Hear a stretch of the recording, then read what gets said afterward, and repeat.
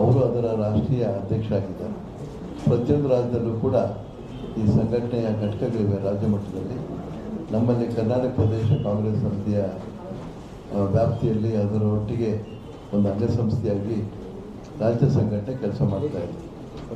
ಈ ದಿವಸ ಈ ರಾಜ್ಯ ಸಂಘಟನೆಯಲ್ಲಿ ಏನು ಕಾರ್ಯಕಾರಿಣಿ ಸಭೆನ ಏರ್ಪಡಿಸಬೇಕು ಅಂತ ತೀರ್ಮಾನ ಮಾಡಿದಂಥ ಸಂದರ್ಭದಲ್ಲಿ ನಾವು ನಮ್ಮ ಪಕ್ಷದ ರಾಜ್ಯ ನಾಯಕರನ್ನು ಕೂಡ ಈ ಒಂದು ಕಾರ್ಯಕ್ರಮಕ್ಕೆ ಬರಮಾಡಿಕೊಳ್ಬೇಕು ಅಂತೇಳಿ ನಾವು ತೀರ್ಮಾನವನ್ನು ಕೈಗೊಂಡ್ವಿ.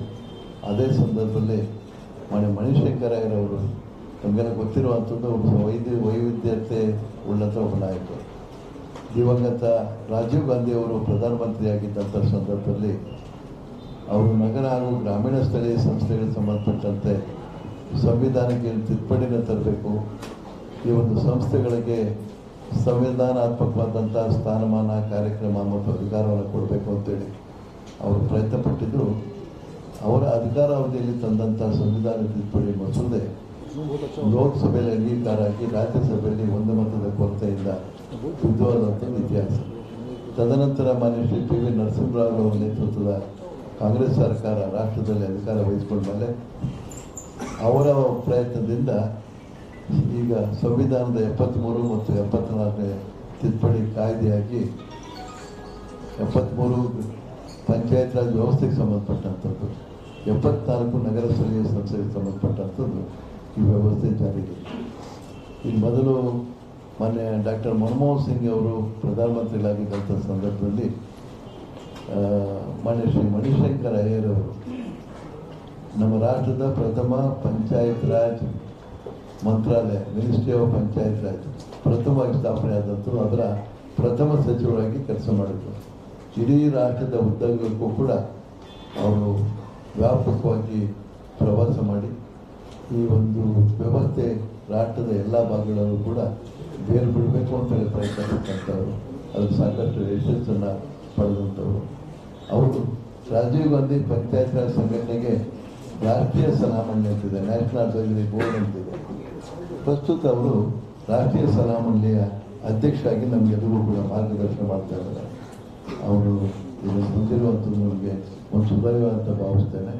ಕರ್ನಾಟಕದಲ್ಲಿ ನಮ್ಮ ಸಂಘಟನೆ ಶಕ್ತಿ ಹೆಚ್ಚಿಕೊಳ್ಳುವಂಥ ಸಂದರ್ಭದಲ್ಲಿ ಅವರನ್ನು ಸ್ವಾಗತಿಸೋದಲ್ಲದೆ ಇನ್ನು ಮಟ್ಟಿಗೆ ನಮ್ಮೆಲ್ಲರಿಗೂ ತಿರುಪತಿಯಾಗಿರುವಂಥ ನಮ್ಮ ನಾಯಕರು, ವಿಧಾನ ಪರಿಷತ್ತಿನ ವಿರೋಧ ಪಕ್ಷದ ನಾಯಕರಾದಂಥ ಸನ್ಮಾನ್ಯ ಬಿ ಕೆ ಹರಿಪ್ರಸಾದ್ ಅವರು, ನಮ್ಮ ಕಾರ್ಯಾಧ್ಯಕ್ಷ ಮತ್ತು ಆಡಳಿತ ಜವಾಬ್ದಾರಿ ಹೊತ್ತಿರುವಂಥ ನಮ್ಮ ಸಲೀಂ ಅಹ್ಮದ್ ಅವರು ಇದ್ದಾರೆ. ಇದಕ್ಕೆ ಇರುವಂಥದ್ದು ಈ ಸಂಘಟನೆ ಮುಖಾಂತರನೇ ನಾಯಕತ್ವವನ್ನು ಬೆಳೆಸಿಕೊಂಡು ಸಂಘಟನೆಯ ಬೇರುಗಳನ್ನು ಆಳಕ್ಕೆ ಇಳಿಸುವಂಥ ನಿಟ್ಟಿನಲ್ಲಿ ಸಂಘಟನೆಯ ರಾಜ್ಯ ಸಂಚಾಲಕರಾಗಿ ಕಾರ್ಯನಿರ್ವಹಿಸಿ ಪ್ರಸ್ತುತ ಅಖಿಲ ಭಾರತ ಕಾಂಗ್ರೆಸ್ ಸಂಸ್ಥೆಯ ಕಾರ್ಯದರ್ಶಿಯಾಗಿರುವಂಥ ಮೊನ್ನೆ ಸಂದೀಪ್ ಅವರಿದ್ದಾರೆ. ಅದರೊಟ್ಟಿಗೆ ನಮ್ಮ ರಾಷ್ಟ್ರೀಯ ಸಂಚಾಲಕರುಗಳು ಕರ್ನಾಟಕದ ಉಸ್ತುವಾರಿ ವಹಿಸಿಕೊಂಡಿರುವಂಥದ್ದು ಸೋದರಿ ತಿಳಿತ ಹೋರಾಡೋದು ಅವರಿದ್ದಾರೆ. ಸಾಮಾನ್ಯ ಗೀತಾ ಕೃಷ್ಣರವರಿದ್ದಾರೆ, ಕೆಲವರು ಸಾಮಾನ್ಯ ಕೆ ಟಿ ಬೆನ್ನಿಯವರು ಇಲ್ಲಿ ಬೆನ್ನಿಯವರಿದ್ದಾರೆ. ಅಲ್ಲಿ ನಮ್ಮ ರಾಷ್ಟ್ರೀಯ ಸಲಹಾ ಸಂಸ್ಥೆಯ ಕರ್ನಾಟಕದ ಸದಸ್ಯರು, ಸಲಹಾ ಮಂಡಳಿಯ ಸದಸ್ಯರಿರುವಂಥದ್ದು ಹಿರಿಯರಾದಂಥ ಮಾನ್ಯ ಡಿ ಆರ್ ಪಾಟೀಲ್ ಅವರು, ಮಾನ್ಯ ಶ್ರೀ ಗೋಪಾಲ್ ಅವರಿದ್ದಾರೆ. ವಿಶೇಷವಾಗಿ ನಾನು ನಿಮಿತ್ತ ಮಾತ್ರ ಅವ್ರ ಜೊತೆ ಹೇಳಬೇಕು ಅಂತಂದರೆ ಸಂಘಟನೆಯ ರಾಜ್ಯದ ಅಧ್ಯಕ್ಷ, ಅದು ಹೊತ್ತು ಸಹ ಎಲ್ಲ ಜವಾಬ್ದಾರಿ ಹೊತ್ತು ಸಕ್ರಿಯ ಆಗಿರುವಂಥವ್ರು ಸ್ಥಳೀಯ ಸಂಸ್ಥೆಗಳ ಕ್ಷೇತ್ರದಿಂದಲೇ ಆರಿಸಿಕೊಂಡು ಕೆಲಸ ಮಾಡಿದಂಥವ್ರು, ಅನುಭವ ಇರುವಂಥವ್ರು ಮಾನ್ಯ ವಿಜಯ್ ಸಿಂಗ್ರವರು ಬೀದರ್ ಕ್ಷೇತ್ರದ ಸ್ಥಳೀಯ ಸಂಸ್ಥೆಗಳ ಕ್ಷೇತ್ರದ ವಿಧಾನ ಪರಿಷತ್ ಸದಸ್ಯರಾಗಿ ಪ್ರಸ್ತುತ ಅವರು ರಾಜ್ಯ ಸಂಚಾಲಕರಾಗಿದ್ದಾರೆ. ಅವರು ಈ ವ್ಯವಸ್ಥೆಯಲ್ಲಿ ಕ್ರಿಯಾಶೀಲರಾಗಿ ತೊಡಗಿದ್ದಾರೆ. ಅವರನ್ನು ಕೂಡ ಸಂದರ್ಭ ಮಾಡ್ತಾರೆ. ನಮ್ಮ ಸಂಘಟನೆಯಲ್ಲಿ ನಮ್ಮ 4 ಕಂದಾಯ ವಿಭಾಗಗಳಿಗೆ ಸಂಬಂಧಪಟ್ಟಂಥ 4 ಜನ ಸಹ ಸಂಚಾಲಕರು ಜವಾಬ್ದಾರಿ ಹೊತ್ತು ಕೆಲಸ ಮಾಡ್ತಾರೆ. ಅದರಲ್ಲಿ ಬಹಳ ಮುಖ್ಯವಾಗಿ ನಮ್ಮ ರೋಶಿನಿ ಒಲಿಯವರವರು ಮೈಸೂರು ವಿಭಾಗಕ್ಕೆ ಸಂಬಂಧಪಟ್ಟಂಥವ್ರು, ಅದೇ ಪಕ್ಕದವರು ಬೆಳಗಾವಿ ವಿಭಾಗಕ್ಕೆ ಸಂಬಂಧಪಟ್ಟಂತೆ ಉಮೇಶ್ ಬಳ್ಳಿಯವರಿದ್ದಾರೆ, ಬೆಂಗಳೂರು ವಿಭಾಗಕ್ಕೆ ಸಂಬಂಧಪಟ್ಟಂತೆ ಸೋದರಿ ಅಂಜೋಳಿದ್ದಾರೆ. ಕಲಬುರಗಿ ವಿಭಾಗ ಸಂಬಂಧಪಟ್ಟವರು ಮಾನ್ಯ ಶೋಕತಾಲಿ ಅವರು ಹೋಗಿದ್ದಾರೆ. ಅದಲ್ಲದೆ ಇವತ್ತು ಬಂದಿರುವಂತಹ ಜಿಲ್ಲಾ ಸಂಯೋಜಕರು, ಅನೇಕ ವಿಧಾನಸಭಾ ಕ್ಷೇತ್ರ ತಾಲೂಕು ಮಟ್ಟದ ಸಂಯೋಜಕರು ಇಲ್ಲಿದ್ದಾರೆ. ಅವರೆಲ್ಲರೂ ಕೂಡ ನಾವು ಸ್ವಾಗತಿಸಬೇಕು ಅಂತ ಹೇಳ್ತಾ, ಮುಖ್ಯವಾಗಿ ಅವರು ಉದ್ಘಾಟನೆ ಮಾಡಿದ್ರು. ತಾವು ಬರೋದಕ್ಕೆ ಮುಂಚೆ ನಡೆದಿರುವಂಥದ್ದು ಕಾರ್ಯಕ್ರಮನ ಮನೆ ಮನುಷ್ಯಕರವರು ತಮ್ಮ ಅನುಭವಗಳನ್ನು ನೆನೆಸ್ಕೊಳ್ಳೋದ್ರ ಮುಖಾಂತರ ನಾವು ಮಾರ್ಗದರ್ಶನ ಮಾಡಿ ಮಕ್ಕಳು ಉದ್ಘಾಟನೆ ಮಾಡಿದ್ದಾರೆ. ಮತ್ತೆ ತಮ್ಮನ್ನು ಬರಮಾಡಿಕೊಂಡಿದ್ದೇವೆ. ಉದ್ಘಾಟನಾ ಕಾರ್ಯಕ್ರಮ ಬೆಳಗ್ಗೆ ನಾವು ಹಿರಿಯ ಮುಖಂಡ ಸಮಕ್ಷ ಮಾಡಬೇಕು ಅಂತಿತ್ತು. ಪ್ರತಿಭಟನಾ ಕಾರ್ಯಕ್ರಮ ಇದ್ದಿದ್ದರಿಂದಾಗಿ ಅವರನ್ನು ಮನವಿ ಮಾಡಿಕೊಂಡು ಭಾಗವಹಿಸಲಿಕ್ಕೆ ಮಾಡ್ತಾರೆ. ಅವರು ಭಾಗವಹಿಸಿದ್ದಾರೆ. ಉದ್ಘಾಟನಾ ಕಾರ್ಯಕ್ರಮದ ನಂತರದಲ್ಲಿ ಮಧ್ಯಾಹ್ನದ ಉಪಹಾರ ಭೋಜನ ಎಲ್ಲರೂ ಕೂಡ ನಾವುಗಳೆಲ್ಲ ಸ್ವೀಕರಿಸಿದ ನಂತರದಲ್ಲಿ ನಮ್ಮ ಸಭೆ ಮುಂದುವರಿತು. ವಿಧಾನಸಭೆ ಸಭೆ ಉದ್ದೇಶಿಸಿದ ನಮ್ಮ ಮನೆಯ ಮನುಷ್ಯ ಕರೆಯವರು ಇರ್ತಾರೆ. ನಮ್ಮ ಹಿರಿಯ ನಾಯಕರಿಗೂ ಕೂಡ ಸಾಧ್ಯವಿದ್ದು ಮಾರ್ಗದರ್ಶನ ಮಾಡಬೇಕು ಅಂತ ಕೇಳ್ಕೊಡ್ತಾರೆ. ವಿಶೇಷವಾಗಿ ನಮ್ಮ ಮಾಧ್ಯಮದ ಮಿತ್ರರು ನಾವು ಪ್ರಮುಖವಾಗಿ ಸೇರಿರುವಂಥದ್ದು ಪಂಚಾಯತ್ ರಾಜ್ ವ್ಯವಸ್ಥೆಗೆ ಸಂಬಂಧಪಟ್ಟಂತೆ ಅದ್ರ ಬಗ್ಗೆ ರಾಜ್ಯ ರಾಷ್ಟ್ರದ ಪರಿಸ್ಥಿತಿ ಬಗ್ಗೆಯೂ ಕೂಡ ಅವ್ರು ಮಾತಾಡ್ತಾರೆ. ಪ್ರಶ್ನೆ ಹಾಕುವಂಥದ್ದು ಸೀಮಿತವಾಗಿ ಅದಕ್ಕೆ ಉಳಿದಂತೆ ನೀವು ನಿರ್ಬಂಧ ನಾವು ಅವ್ರ ಜೊತೆ ಮಾತಾಡ್ಬೋದು. ಇಲ್ಲಿರುವಂಥ ಹಿರಿಯ ಮಕ್ಕಳು ಕೂಡ ಮತ್ತೆ ತಮ್ಮ ಅಭಿಪ್ರಾಯ ಉಪಹಾರ ಧನ್ಯವಾದಗಳು. ಮನುಶೇಖರ್ ಅವರು You will kindly address the press, sir. You will kindly address the press now. Yeah.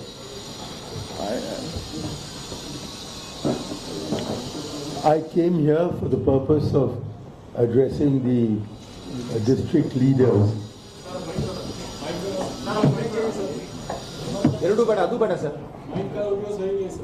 Helva? ಇದೆ ಸಾಕಾ ಇದು ಕಾಫಿ ಅನ್ಕೋ ಇದು ಬೇಡವಾ ಆಯ್ತು.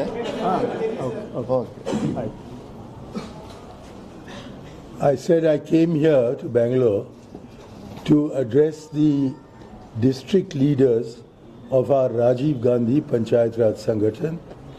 We have conducted the morning session with them and it will continue in the afternoon. In between, I am at your disposal to answer any questions that you might have to put to me. But I do point out the presence of the leader of the opposition, Shri B.K. Hariprasad, and my friend Salim. They are here to answer Karnataka-based questions much better than I'm able to. But if nevertheless there are some questions you'd like to pose me, I'm at your disposal. Thank you.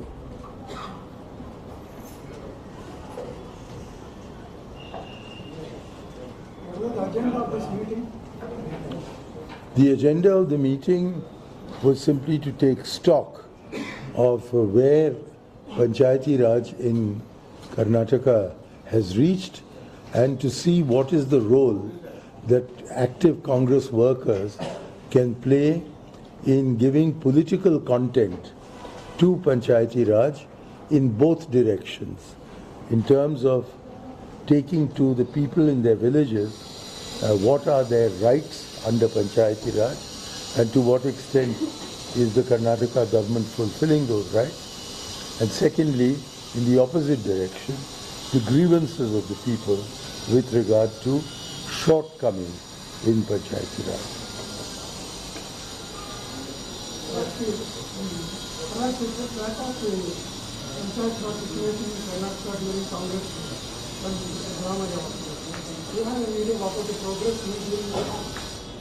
Well,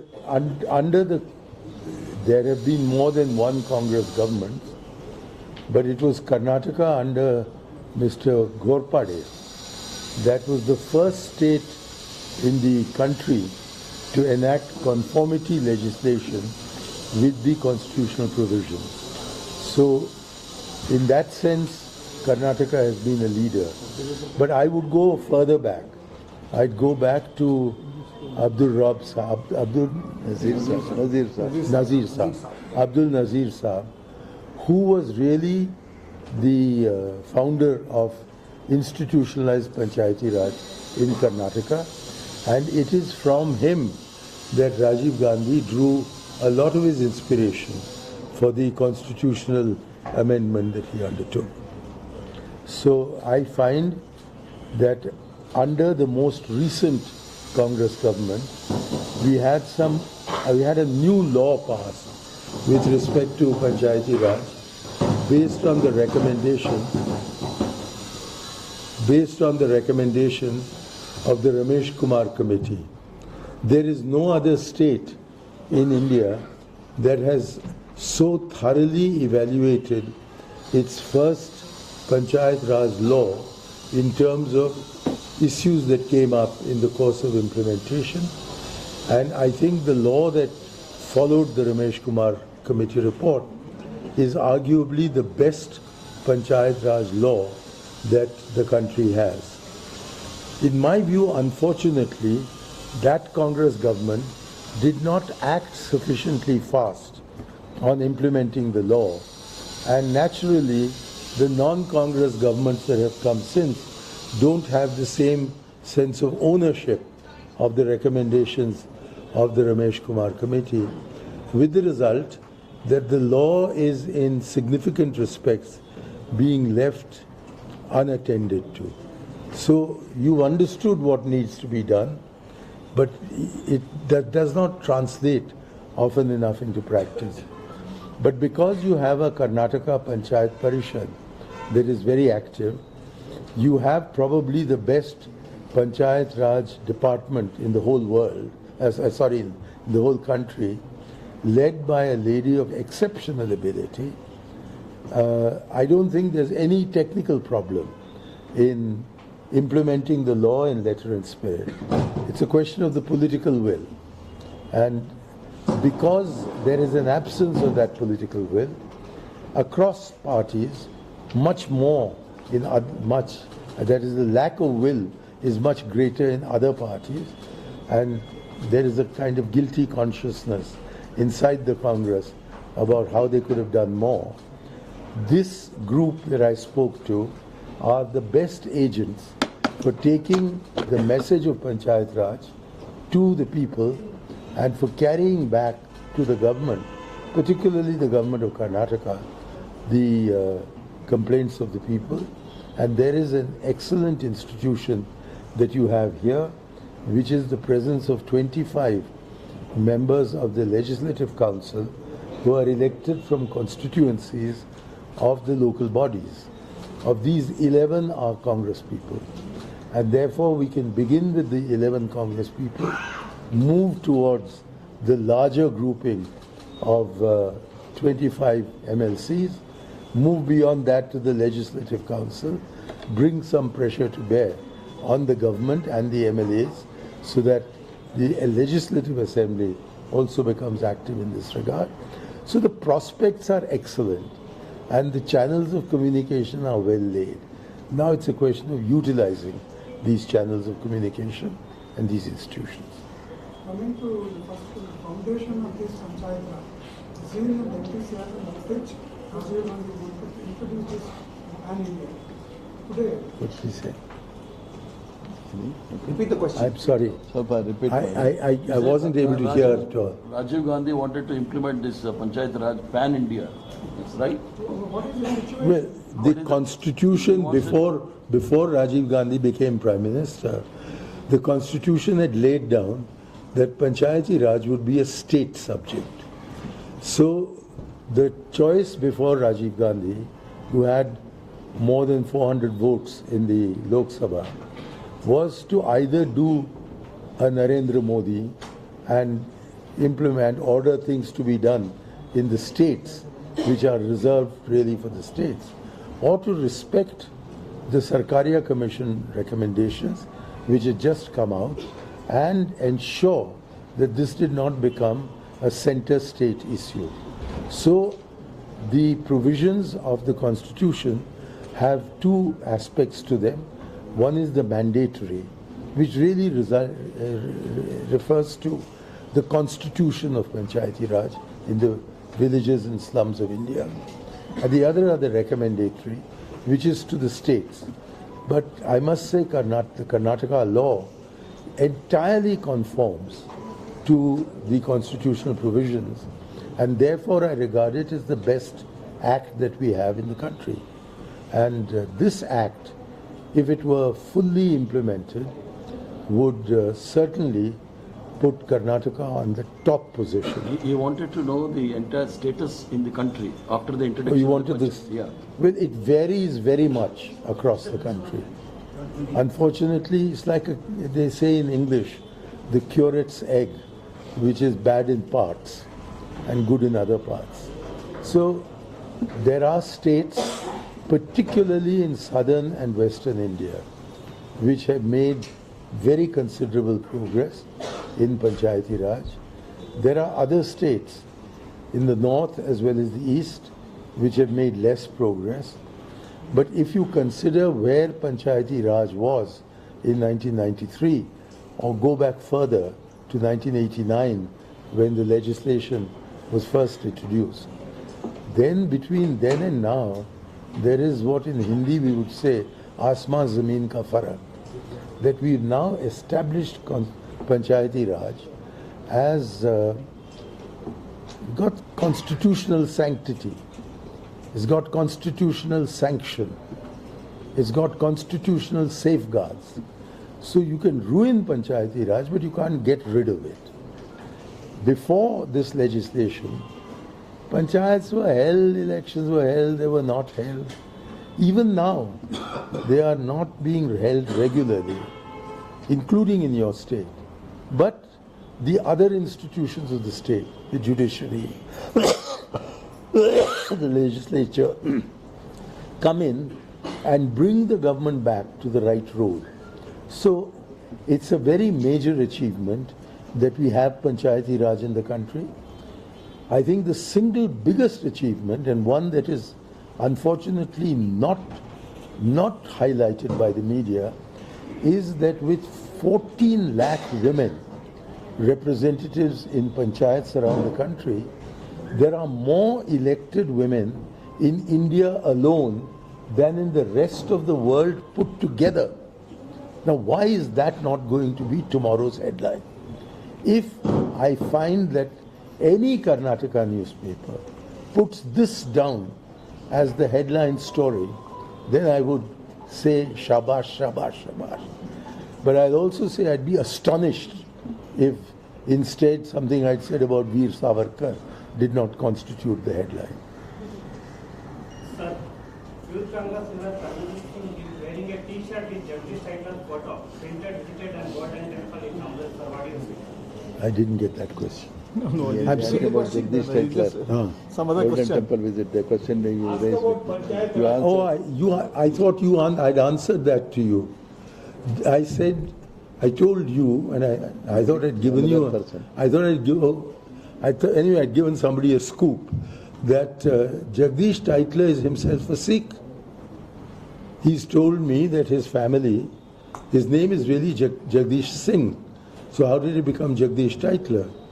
They were in Punjab, in West Punjab, and at partition his father was killed, and his mother, the children were separated from the mother, and the mother said that if I escape from Pakistan alive, every evening I will go to the Sish Ganj Gurdwara in Delhi, and you come from the refugee camp and search me out. And sure enough, 6-year-old Jagdish Singh found his mother, and then the family was totally destitute. There was an English educationist called Jim Titler who decided to stay on in India after independence and ran the Titler schools. So he adopted this family, and in sheer gratitude, Jagdish Singh became Jagdish Titler. So he is a Sikh himself, and therefore he went to the Golden Temple to present his respects to the Guru Granth Sahib. Now, whatever else may have happened, when his intention was spiritual in intent and not political in purpose. So you raised a beautiful point, institutional sanctity. So, Institutional sanctity, he said. He says you raised a point about institutional sanctity. He's asking about that. what is your take on that? Because it is I didn't raise the question of institutional sanctity, but constitutional sanctity. So that constitutional sanctity is available to the panchayat institutions after the amendments in the constitution in 1993. But institutional sanctity, you're absolutely right, is integral to our democracy. If our courts don't perform their function, if our legislature does not perform its function, if the media is prevented from performing its function, then democracy only at the level of the Prime Minister is no democracy at all. It is a move towards autocracy, and it's very dangerous for the country. And unfortunately, we are seeing institutional sanctity being suborned and undermined in the last 8 years. And it is, to give an example, in the emergency, the question of habeas corpus in the case of ADM Jabalpur was perhaps the most important legal question. And that emergency lasted only 18 months. Now it is 3 years and more since Article 370 was read down and the state of Jammu Kashmir was partitioned. You have Ladakh as a separate union territory, and the state status of Jammu and Kashmir has been reduced to that of a union territory. And to enforce this, thousands of people have been put out of sight. Of course, hundreds of them have been released, but hundreds more have been taken in. And not a single case of habeas corpus produced the body, is what it means. Habeas corpus has been entertained with regard to Kashmir by the Supreme Court in double the time that we had the emergency. So this is the way in which, and about the media, I needn't tell you, I read the media on a daily basis, and the media tells me that there are many restrictions, generally not publicly known. It's just gentle pressure, largely on the purses of the rich people who own the media, which results in censorship, self-censorship. And if there's self-censorship in the media, then it's obviously not a free media. And international rankings have shown that in the last 8 years, India has descended from a fairly high position to a very low position. So the restoration of institutional sanctity is a major task before the Congress party. Sir, I'm going to ask one question away from this topic. I was the one, in fact, I asked you about the title earlier. Sir, You are the person who asked about an title. update that Mr. Salman Rushdie's attacker, he's spoken from jail to the New York Post.